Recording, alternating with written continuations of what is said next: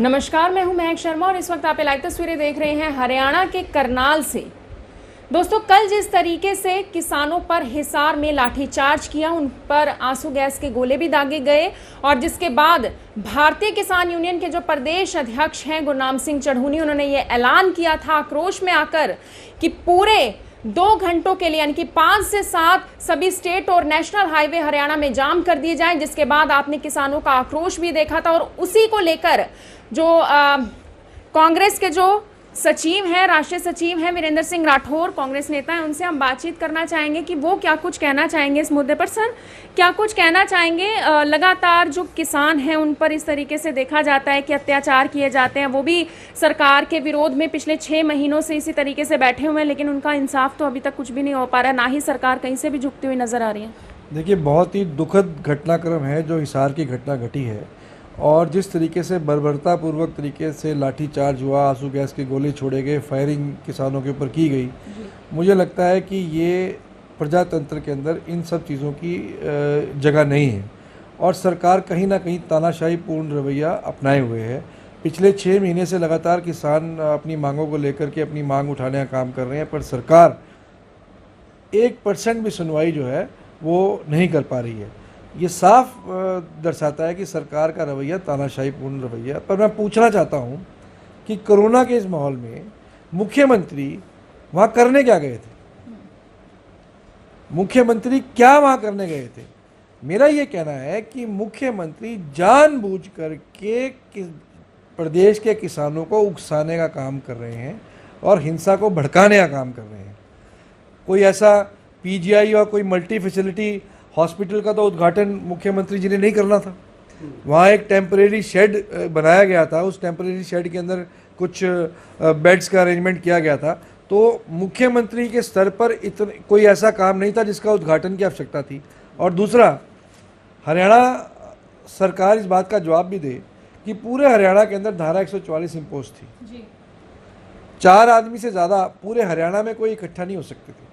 आप और मैं अगर इकट्ठे हों, आम आदमी अगर इकट्ठे हो तो डंडे पुलिस बरसा करके आपको जेल के अंदर डालने का काम। जनता का सवाल भी है कि जो राजनीतिक रैलियां निकाली गई थी, पहले बंगाल में भी देखा गया था, अब भी सीएम खुद अस्थायी अस्पताल के लिए गए थे हिसार में।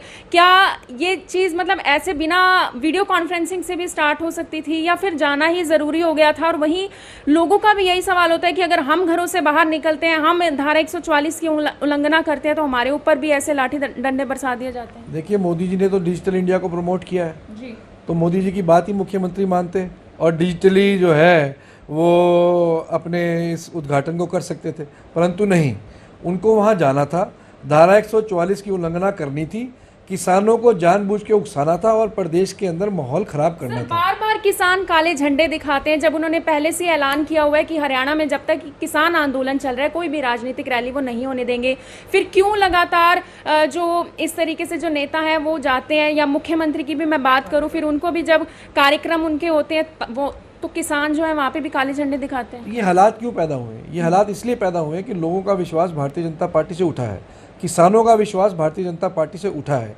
क्यों नहीं भारतीय जनता पार्टी के नेता किसानों के बीच में जाकर के किसानों की समस्या को सुलझाने का काम करें?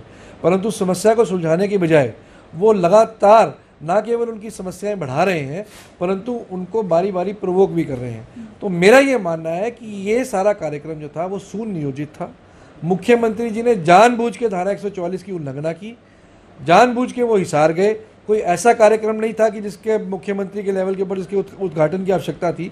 वो एक एडमिनिस्ट्रेटिव एक फॉर्मेलिटी थी, एक टेम्परेरी शेड के अंदर कुछ बेड्स लगा करके कोरोना पेशेंट्स की मदद करने के लिए एक उसकी पहल की गई थी।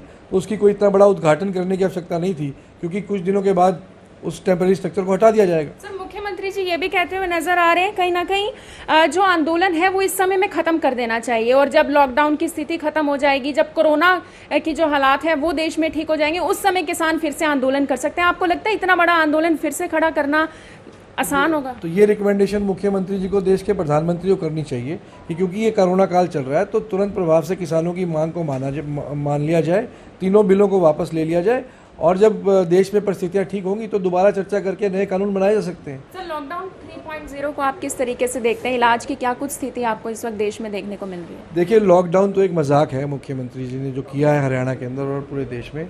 आप देख सकते हैं लॉकडाउन की कहीं जो है कोई ना तो वो लागू है और रोज़मर्रा का जीवन वैसे ही चल रहा है। और ख़ास तौर पे मैं देखने में आया कि जो आम छोटा बिजनेसमैन है, सिर्फ उसकी कमर, दुकानदार की कमर तोड़ने का काम इस लॉकडाउन ने कर दिया और कोई लगातार कोई इसके अंदर प्रभाव नहीं पड़ रहा है। दूसरी बात, व्यवस्थाओं की मैं बात करूं तो व्यवस्थाएं बिल्कुल लचर हैं।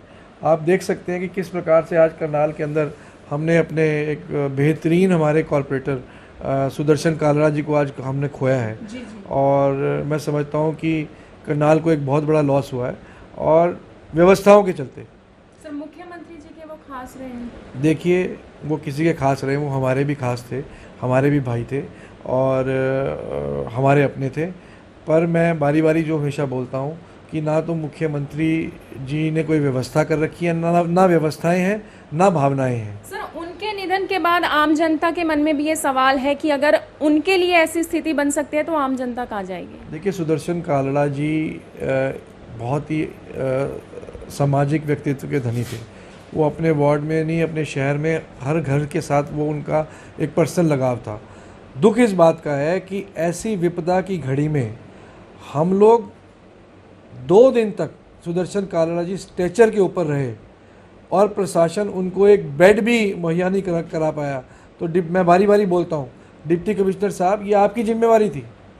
क्या कर रहे थे आप जो रोज़ रोज़ मीडिया में आकर के बड़े बड़े बखान कर रहे हैं। कल भी आपका बयान आया कि सारी व्यवस्थाएं ठीक हैं। कहाँ है व्यवस्थाएं? जवाब दें मुख्यमंत्री का ऑफिस। क्या हम सुदर्शन कालरा जी को वापस ले आएंगे? करनाल के लोगों को आपने भेड़ बकरी समझ लिया है। आप आंकड़े गिना देते हैं कि इतने लोग मर गए, इतनी भेड़ मर गई, इतनी बकरी मर गई जी। तो इसका मतलब ये है कि करनाल के लोगों की और इस प्रदेश के लोगों की जान की कीमत कुछ नहीं है। सिर्फ आंकड़ा बना करके हमें रख दिया गया है कि आप रोज़ शाम को देख लीजिए कि इतने लोगों की मृत्यु हो गई, इतने लोग ठीक हो गए, इतने लोग मर गए। सर, बाकी पार्षदों से भी हमारी बातचीत हुई है। उनका भी ये कहना है कि इलाज के नाम पर विश्वासघात किया गया है। पहले आश्वासन कुछ मिला था, बाद में काम नहीं हुआ और सीएम को भी उन्होंने आंखें दिखाई हैं। देखिए, मैं हमेशा से सब साथियों को बोलता आया हूँ कि यहाँ पर कोई भावनात्मक लगाव मुख्यमंत्री का करनाल में नहीं है। वो ठीक है, कुछ पार्षद भाई हमारे अपनी निजी कि उनको लोगों के वार्ड के काम कराने और सरकार का प्रेशर है, रहता है, सरकार प्रेशर में रखती है, वो उस प्रेशर में सरकार के साथ रहते हैं।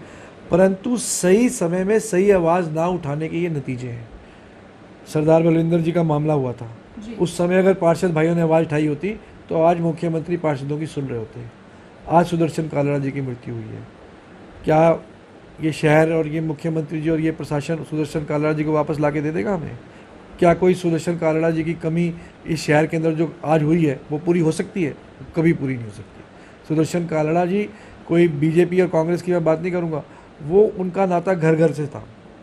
वो हमारे अपने थे, हमारे भाई थे। हमने उनको खोया है। आज सुबह से मुझे लगता है कि शहर के अंदर सैकड़ों घर ऐसे होंगे जिन्होंने भोजन भी नहीं किया होगा उनकी मृत्यु के बाद। तो बहुत दुखद है। सर, व्यवस्था क्या कुछ आपको लगती है, क्योंकि ये तो पहले ही जानकारी थी कि सेकंड स्ट्रेन आएगा कोरोना का, सरकार की क्या कुछ व्यवस्थाएं थी इसको लेकर? सरकार की व्यवस्थाएं चौपट थी। मैं शुरू दिन से कह रहा हूं कि जब तक आप 1000 से ज़्यादा टेम्परेरी बेड्स का अरेंजमेंट करनाल में नहीं कराएंगे तो ये जो 17 कोविड हॉस्पिटल्स के ऊपर जो इतना ज़बरदस्त प्रेशर है, उस प्रेशर से आप रिलीव नहीं हो पाएंगे। परंतु दुर्भाग्य है कि पूरा स्टेन सेकंड फेज़ का निकल गया। ऑक्सीजन की कमी पूरे सेकंड फेज़ के दौरान रही। लोग ऑक्सीजन की कमियों से मरते रहे, पर इस प्रशासन की नाक के ऊपर, कान के ऊपर कोई जू नहीं रहेंगी। सर, भूपेंद्र नोतना की बात करूं, युद्धवीर सिंह सैनी जो पार्षद हैं उनकी बात करूं, उन्होंने सीएम को साफ शब्दों में ये कहा है कि हमसे आने वाले समय में कोई उम्मीद ना रखें। इसको लेकर क्या कुछ कहेंगे? देखिए, ये हमारे भाई हैं, हम लोगों के साथ इन्होंने काम किया है, वो ठीक है। आज बीजेपी की सरकार है तो बहुत सारे लोग डेपुटेशन पे बीजेपी में चले गए। मैं तो डेपुटेशन ही कहूँगा। और वो प्रेशर के अंदर जो है वो काम ऐसे कराए जाते हैं, लोगों को ले जाया जाता है, फिर उसके बाद कोई सुनवाई नहीं होती। मैं तो आज भी ये कहूँगा कि वक्त रहते ठोस फैसले लेने चाहिए। ख़ास तौर पे और एक बात और आपके माध्यम से कहना चाहूँगा, पिछले दिनों मैंने सीएम ऑफिस की वो फेसबुक पेज देखा था।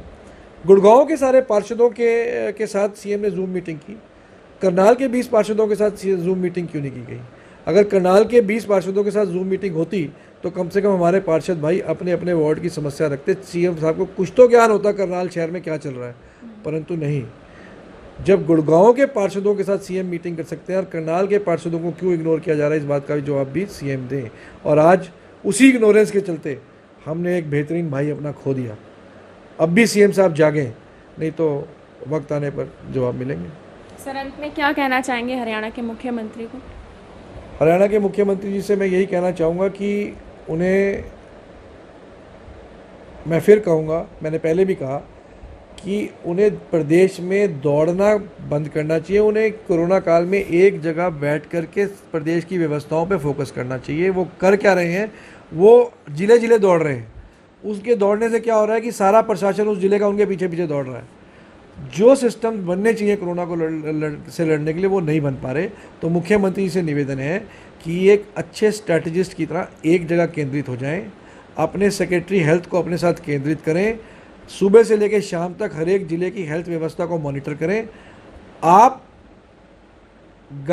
घोड़ा गाड़ी को चलाएं, खुद घोड़े ना बने।